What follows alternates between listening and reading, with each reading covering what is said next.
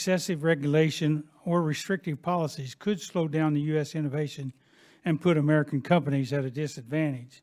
So how can we strike the right balance between national security measures, ensuring that the AI innovation and entrepreneurship in the U.S. continue to thrive? Well, thank you for that question, Congressman, and greetings from a fellow Hoosier. I think the answer to that question is we first need to step back and understand what the nightmare scenario looks like. And that would be if the Chinese systems like DeepSeek and their successors and its other competitors become global standards across the world, because they have created low-cost, nimble systems that, especially their open source systems, that ultimately spread through concerted efforts like their Digital Silk Road and the Belt and Road initiatives, where they're actually trying to lure many other countries, especially in the global south, into a desire to be partners with them. And that's part of that, AI axis that we talk about, the danger of that and the spread of their sort of control regime through technological systems. So American systems need to lead. We need to make sure that we're not shooting ourselves in the foot and that we become global standards, just as we did in the internet age. But now we've seen a turn. We see like Huawei and other companies, becoming more predominant in the hardware side of things and offering investments to these countries. We need to make sure our companies are there first so we don't restrict them too much in what they want to do globally. You always have a Hoosier welcome. So anyone else, anyone of the witnesses have a thought on that issue, on our national security? Yeah, I do. Yes, ma'am. Yeah, so I think the only way for us to win at this and to make sure that our national security is preserved and our competitive advantage is preserved is through openness. We need to make sure that we figure out how open models and open innovation can be supported in this country. And open doesn't mean we give away all our secrets and we give away all of our advantage. Openness means control, because we set the rules for how data is shared, for how data is used, for what is disclosed, for whether we know how the systems were checked for safety, for correctness. Openness is key, and this is our advantage versus China. I can appreciate your thought there in terms of openness. It really stimulates innovation and knowledge from around the world. But on the other hand, it's difficult to control the data, how it gets out. And so that's a real challenge, I think. It's not impossible. Research needs to be done on this. We need investment in research also, but it can be done. So if we do the right research, maybe we can develop the techniques to control that data. Is that right? Indeed. Yep. So I want to go to Mr. Fist and Dr. Stefanovic. It is reported that DeepSeek produced some technical innovations in the development of their recent models. So what are those technical innovations, and how can the U.S. use those technical innovations to our advantage and continue to innovate technically? Yeah, so I'll quickly answer that one. A lot of the technical innovations from DeepSeek actually came out in the first model known as V3 that came out in December. And these were essentially a range of innovations that made it a lot cheaper to use computer chips to train the model to a particular level of capabilities. So that represented an increase in what we call algorithmic efficiency. They were able to make more efficient algorithms that could make better use of computer chips. Those techniques that they openly published are now being adopted by US labs and around the world to improve our own efficiency. And there's also techniques such as this that US labs are using as well. So in general, this is a race to develop better algorithms and adopt other algorithms quickly. The part where they're really behind is on the computer chips. Yeah. And then the other thing that I would add is that we know a lot more about what DeepSeek has done in terms of innovation than we do about the leading US-based models. At the moment, people think that this mixture of experts approach, for example, that DeepSeek has used, that allows them actually to train more efficiently and to do faster inference, that everybody here also uses that, but there's no way for us to check this. So the biggest wake-up call, I think, for our local models here was that DeepSeek is able to achieve comparable performance to us, but in a more open model, right? And this is what's really making things happen here. Thank you. And Mr. Allen, I didn't get to you, so I just say hello and say hello. Return Thank you, Mr. Chairman. I yield back. Gentleman yields back. We'll hear next from the gentlewoman from Delaware, Ms. McBride. You're recognized for 5 minutes. Thank you, Mr. Chairman. It is an honor to be on the subcommittee with you and with all of my colleagues. I will say it's an honor to be on here with Ranking Member Stevens, although I did take exception to her comment earlier that Michigan, rather than Delaware, is the best state in the union. And thank you so much to our witnesses. Mr. Chairman, you've brought us together today because the United States and the world was rattled by news of a new AI model released by Chinese startup DeepSeek. This new model puts into question whether the United States is properly investing in AI to ensure we continue to be at the forefront of innovation. It's important that as we grapple with that question, we recognize the central role the U.S. education institutions have in fostering innovation and growth, from researchers to students to career scientists, people who have dedicated themselves to producing groundbreaking research by harnessing the power of science and technology. I have met with students and faculty from Delaware who are concerned over the funding cuts and the instability the current administration has fostered through its policies. I've heard from private companies concerned about the devastation the defunding of our educational institutions will have on their ability to recruit and build a strong workforce. And I've heard from students, both those born here and those who are studying here, that the demonization of diversity implicitly and explicitly insults their qualifications, as though those two principles run in conflict. As a member of the Delaware State Senate, I was proud to advocate for funding that developed programming for young women and students of color interested in learning and refining their STEM skills. That workforce pipeline and the diversity within it is foundational for the U.S. to compete and lead. AI is the perfect example of a technology that benefits from diversity among those who are building and training it. It's critical that the U.S. continues to nurture young innovators and research from a variety of backgrounds to give U.S.-developed AI models range in input and output. Our country's diversity and the unique capacity for us to build a diverse tech workforce is not just of symbolic importance. It's a strategic advantage for our country. The U.S. can build tech that meets the needs of the world's diverse consumer base because we have the world's diversity here, but we need to seize on that asset. We undermine one of our competitive advantages when we demonize diversity, and we shoot ourselves in the foot when we defund educational institutions necessary to build that workforce and foster innovation. To continue this, we must fund our schools, we must fund research, we must support our innovators, and we must encourage curious minds of all backgrounds, both here at home and globally, to bolster our domestic education and workforce pipeline. It's unfortunate that the current administration seems not to share that belief. So my first question is for you, Dr. Stoyanowicz. You had touched on this a little bit before. Students from across the globe flock to the United States to learn from world-renowned experts housed at our educational institutions. Historically, we've encouraged competitive candidates to obtain their training here, and in return, they fuel research and bolster our workforce pipeline, keeping us competitive.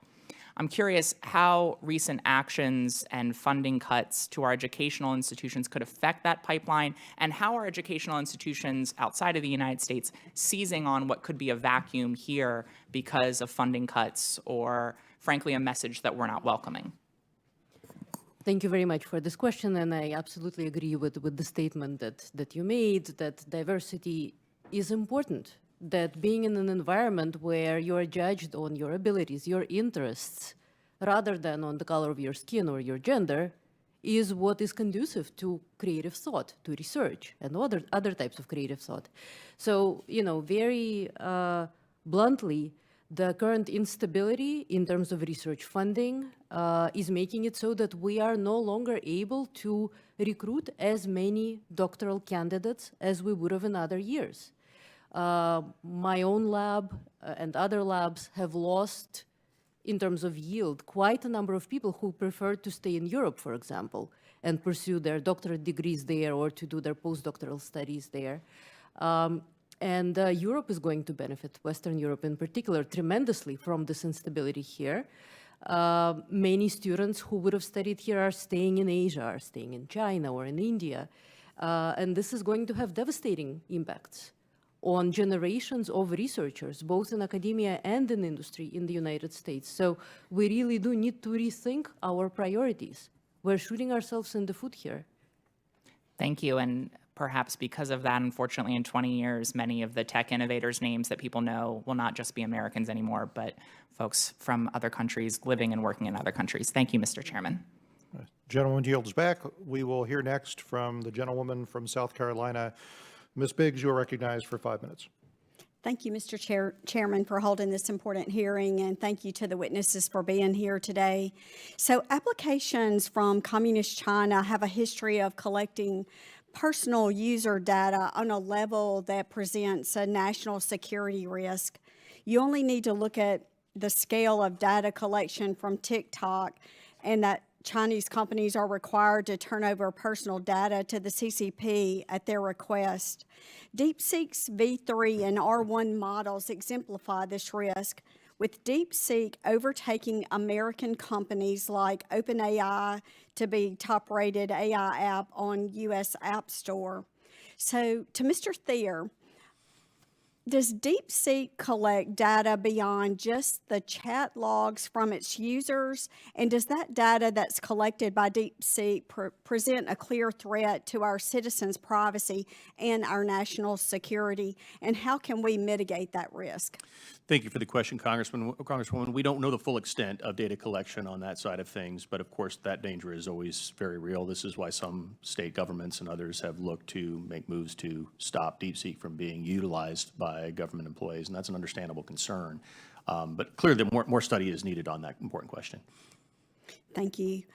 And to Mr. Allen, the United States currently maintains a global leadership role in AI.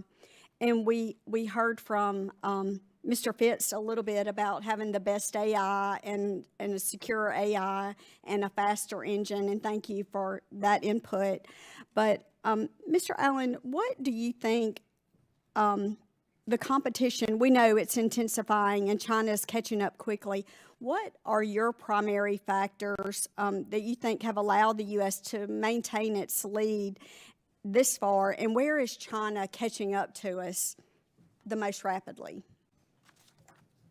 Well, thank you so much for the question. I guess I should point out to begin that AI is a very broad umbrella term. So one can refer to AI really meaning large language models like ChatGPT, or one can refer to AI as an entire universe of computer science research that includes everything from the kind of computer vision that powers autonomous cars to speech recognition to AIs that play chess and defeat world chess champions. So there's this entire field of artificial intelligence. And the reality is that the US lead is strongest in large language models, which is exactly what DeepSeek did. DeepSeek came up with something that was near the world state of the art only 6 months after American companies had reached that sort of same level. And in other fields of AI, China is also incredibly strong. In autonomous cars, it is very much a neck and neck state of affairs, and there's a lot of advantages on the Chinese side. In computer vision and speech recognition, it is utterly routine for Chinese companies to have world-leading benchmark performance in these kinds of areas. And so across this entire universe of AI, really China is pursuing an all-of-the-above strategy. America's #1 advantage in all of this has been the strength of our venture capital ecosystem, our ability to create great companies, our ability to enable creative destruction of slow and old companies to make way for new and better ones. But I would also point out that even these kind of advantages are downstream of US government action. So for example, while the vast majority of AI investment comes from the private sector, if you walk around OpenAI or you walk around Google and ask somebody who funded the research grant that put you through grad school, it's DARPA, it's the NSF, again and again and again. So even that private sector advantage, those are the plants that came from the seeds that the US federal government planted. And that's why I do share the sort of concerns that others have expressed about, are we continuing to plant the next next generation of seeds. One final thing I'll say here is we've mentioned Sputnik maybe a dozen times on this, but nobody, and Sputnik led America to do a lot of great things. We created DARPA, we created NASA, but we haven't mentioned my favorite thing that America did after Sputnik, which was the National Defense Education Act of 1958, when we said we're going to triple the number of engineers that this country produces, because we recognize that we're in a multi-decade competition where leadership in science and technology is critical. And if we could resurrect that playbook in the wake of DeepSeek, which, by the way, I think the most impressive thing about DeepSeek is the fact that all of the technical staff that developed it did not work for U.S. companies and was not educated at American universities. It was an all-China team, and it was a very impressive one that is downstream of their education policy, which was every bit as bold as the law I just described in the wake of Sputnik. Thank you very much, and I yield back. Congresswoman yields back. We'll hear next from Congresswoman McLean-Delaney. You're recognized for 5 minutes. So thank you to our chair and ranking members for organizing this hearing and on artificial intelligence, U.S. competitiveness, and the role of DeepSeek in the development of AI models. And I want to thank each of the witnesses for your incredible testimony. So I proudly represent Maryland's 6th District, and we are home to the National Institute of Science and Technology and its campus in Gaithersburg, Maryland, as well. As you know, there's one in Boulder, Colorado as well. And many of you highlighted in your testimony that NIST is one of our premier agencies to enhance U.S. competitiveness in AI through research and evaluation.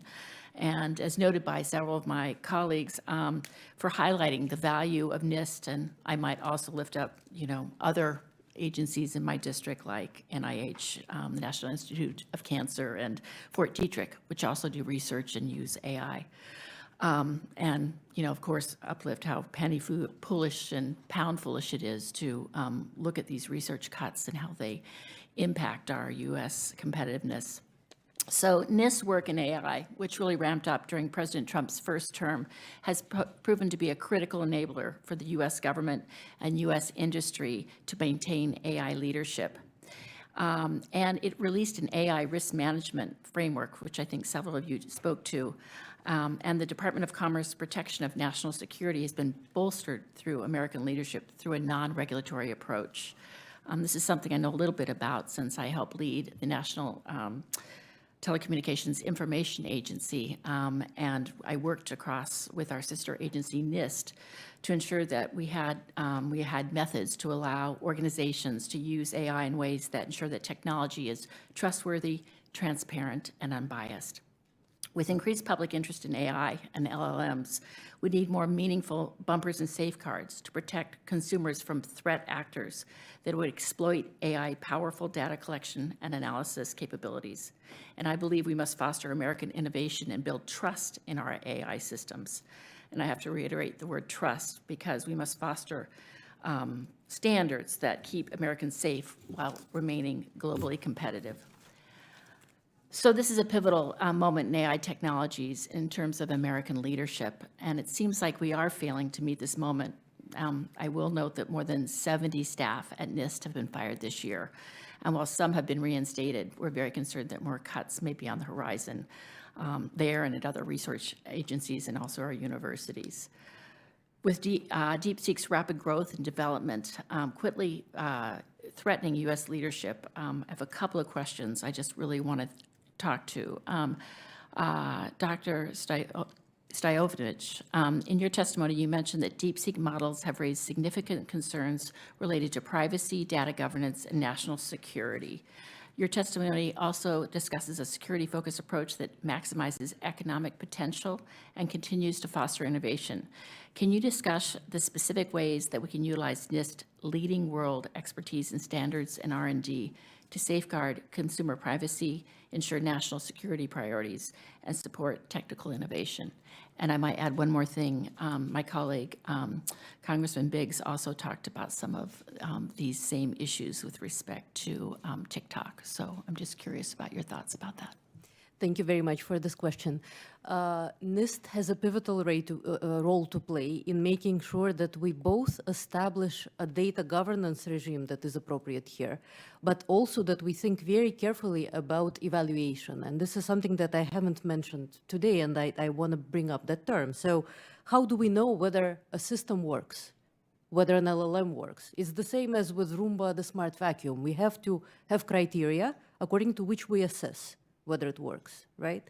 And what are these criteria? LLM evaluation is really, really complex because we want these models, we use them for a general set of general purposes. So we want them to produce outputs that are correct, that are safe, that are not misleading, that are courteous, right? There are lots and lots of things that we want from these systems. And so there are many ways in which we need to check whether they deliver on these promises. And one of these ways is benchmarking. And there are already robust benchmarking efforts, but this is something where NIST should really play a stronger role, because as soon as a benchmark is published, it gets saturated because everybody is going to try to perform well on that benchmark, right? So it's a moving target. And in addition to kind of mechanistic benchmarking, we also need to make sure that we're incorporating softer criteria like human judgment about whether a response was appropriate, not only that it was correct and it didn't disclose something. So in short, we need to pay a lot more attention to evaluation and benchmarking in particular, and this is a perfect job for NIST. And it needs to be done by a third party. It cannot be done by a vendor. Thank you. Mr. Fist, can you explain NIST's role in measurement science and how the agency improves U.S. competitiveness and what downsizing the agency staff might do to tackle these problems, and maybe even the unique role of NIST in collaborating with industry?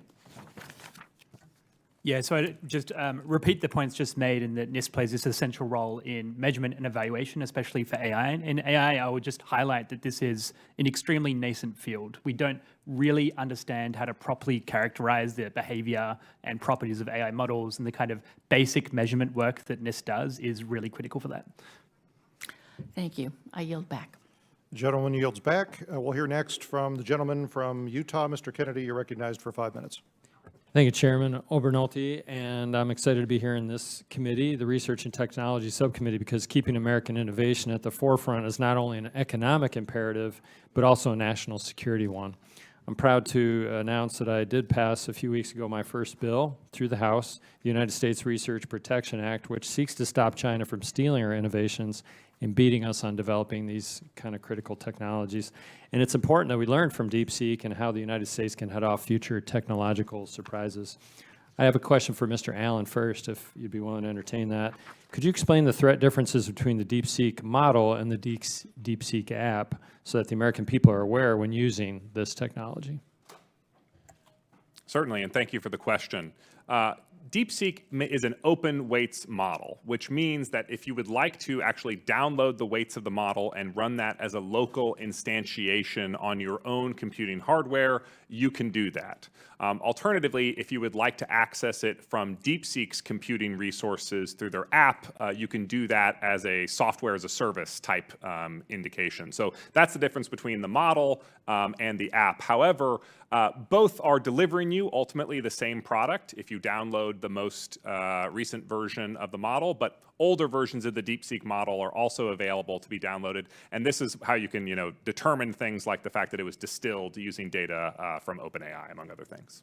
Is there a privacy consideration, though, between the app and the model? The app would have the more significant privacy considerations, just because every single user interaction is very likely logged and then used as future training data or for whatever use case DeepSeek has in mind.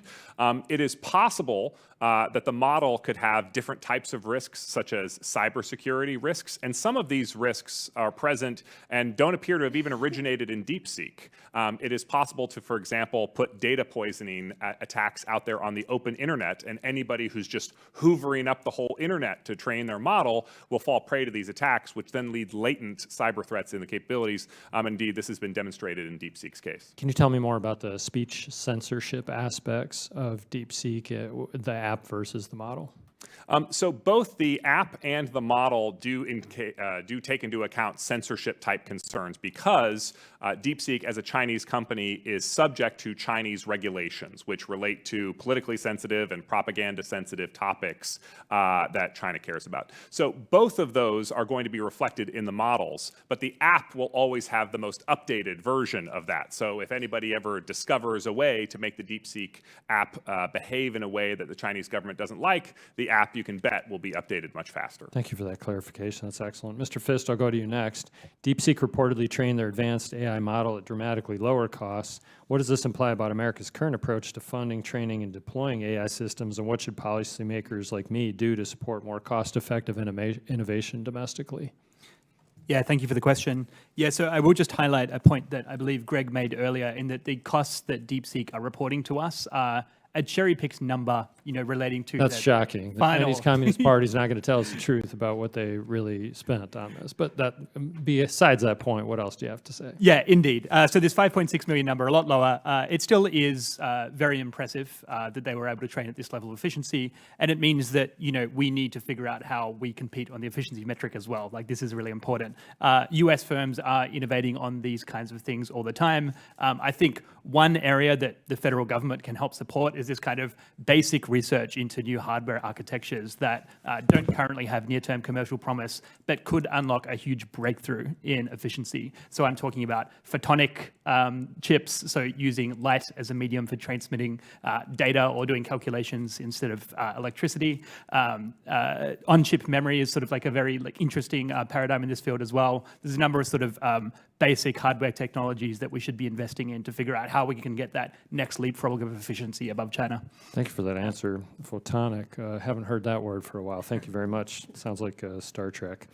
Mr. Thier, with my remaining time, just a brief question. Can you tell us more about what regulations states are pursuing and how China's AI development efforts should affect state and federal policymaker attitudes towards regulating AI? Well, it's funny you should ask that, Congressman, because in Utah, there's actually a pretty good model.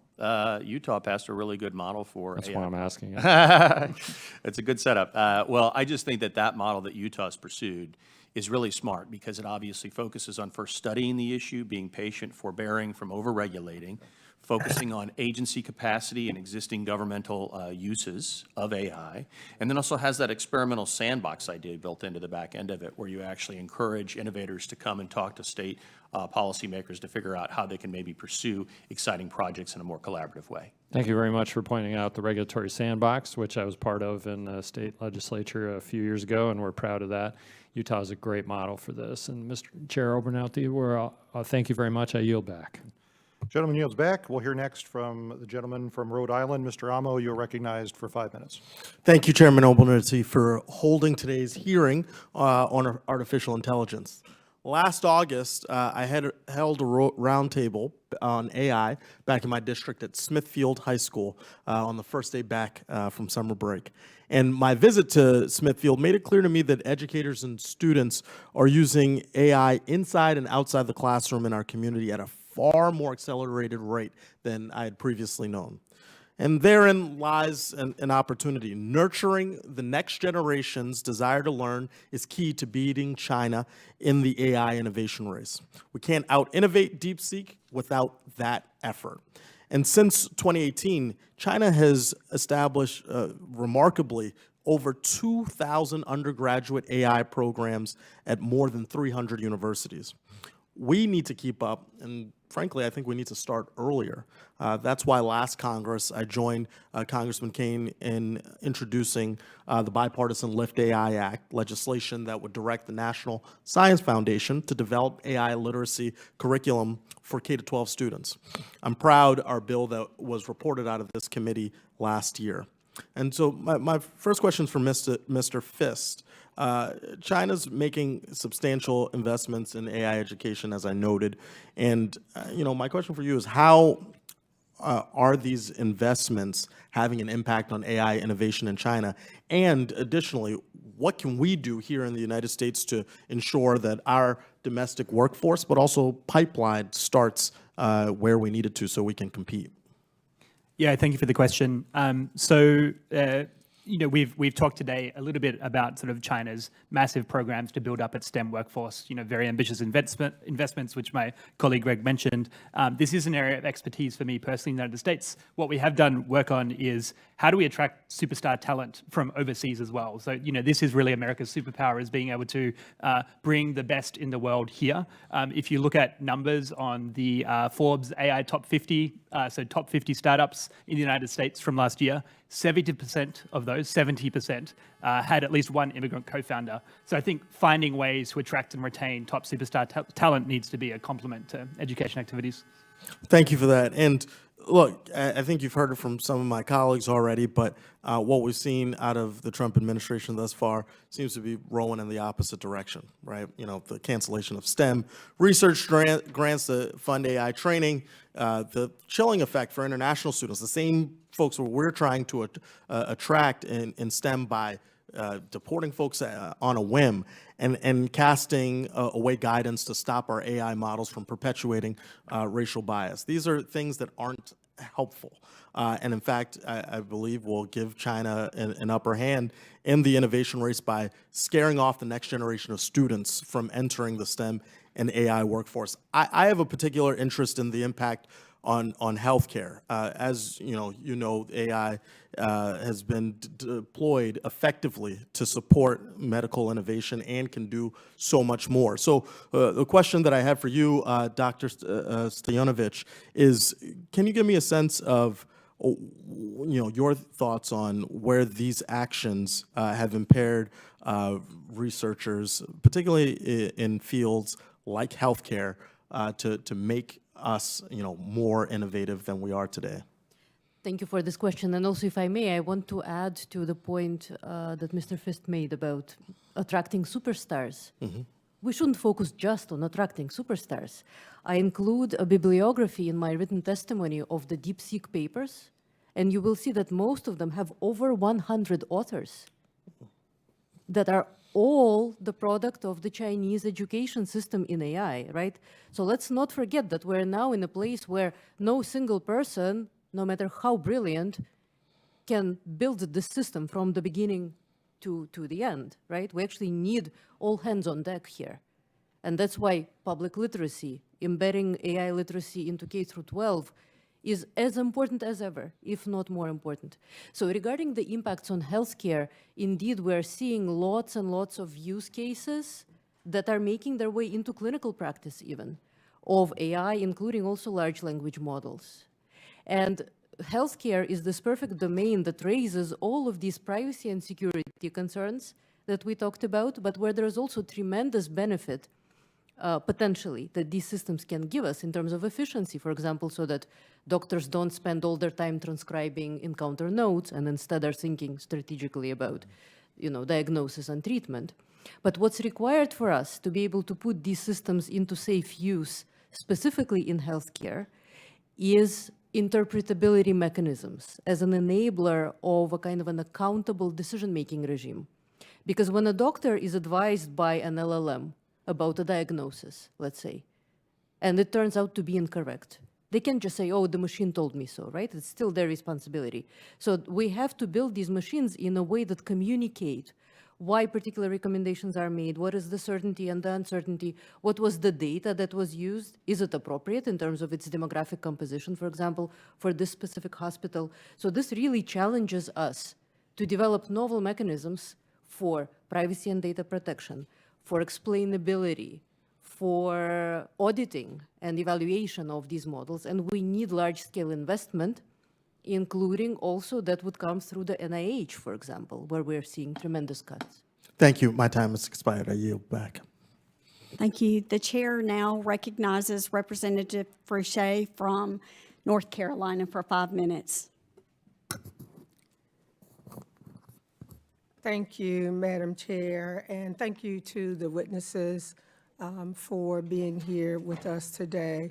I'm proud to have served during the last Congress on the bipartisan AI task force, along with several of our colleagues here today.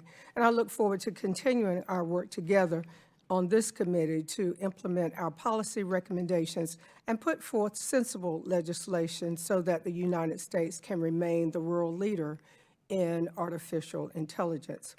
To that end, I am deeply disappointed by what I'm hearing from my own district, North Carolina's 4th, home to 2 NSF-funded AI institutes, the Athena Institute, led by Duke University, and the AI Institute for Engaged Learning, a partnership between North Carolina State and the University of North Carolina at Chapel Hill as a lead partner, as well as North Carolina Central University Institute for AI and Equity Research, regarding the research and workforce cuts enacted by the Trump administration during its first few weeks in office, gutting federal research departments and slashing grants that fund world-leading and cutting-edge research, terminating biomedical research grants for being so-called woke, simply because the researchers were seeking to address very real health disparities in our nation, and deporting PhD students for disagreeing with this administration's views. These actions derailed this administration's goal of maintaining U.S. global leadership in science and innovation. And it also has a chilling effect on our ability to prepare and inspire the next generation of leaders. And it gives China a real and clear opportunity to fill in the void. I fear that these actions will have grave consequences that will negatively affect the United States' ability to lead the world and our international partners on artificial intelligence, and to lay out a future and a vision that is in accordance with our democratic principles and moral values. Dr. Stoyanovich, or Mr. Fist, why is it important for the federal government to support research and development initiatives at colleges and universities if we are going to be and win the AI race? I can go first. Thank you for this question. One of the most attractive things for people who were not born here, like me, to come to the United States and do research is the freedom of thought, the academic freedom. The academic environment here is fueled by federal investment. We cannot rely on investment from industry to fill this void, because that money comes with strings attached, right? And we don't want to be constrained by ideological agendas any more than we want to be constrained by business goals in our creative thinking about what the next system should be, what the next platform should be, what is the next big problem that we want to address. And this, once again, is the edge that the United States has, and that unfortunately we are now worried that we might lose. So I really encourage us to think carefully about the downstream implications worldwide on us paying less attention to research federally. Yeah, I would suggest that we see science, basic science R&D funding at federal agencies and universities as less as an exercise in reducing total possible cost and more a return in investment. You know, if we thought about research and development as a VC fund, if you measured a VC fund on how little it's spent, that would be a very poor performing VC fund overall. What we really want to look at is what is the ROI of this kind of research. Federal R&D funding in general returns around between $4 and $5 back to the economy for every dollar that we're investing. But historically, it hasn't really worked as well as it should, especially recently. If we look at, you know, for example, the inventor of the mRNA vaccine, she was systematically ignored or treated with skepticism by the NIH, who wasn't willing to fund this kind of high-risk, high-reward research. So I think, you know, together with thinking more in terms of return on investment, we should also think about how we reform our scientific institutions to focus more on this high-risk, high-reward science that can have massive downstream effects.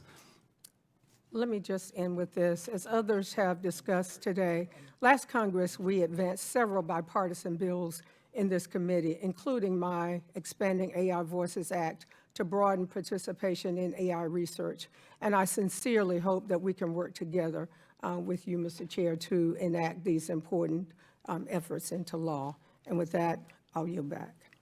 Gentleman yields back. Thanks for watching. And if you haven't already, please consider subscribing to our channel. And while you're at it, please leave us a comment. Thank you for watching.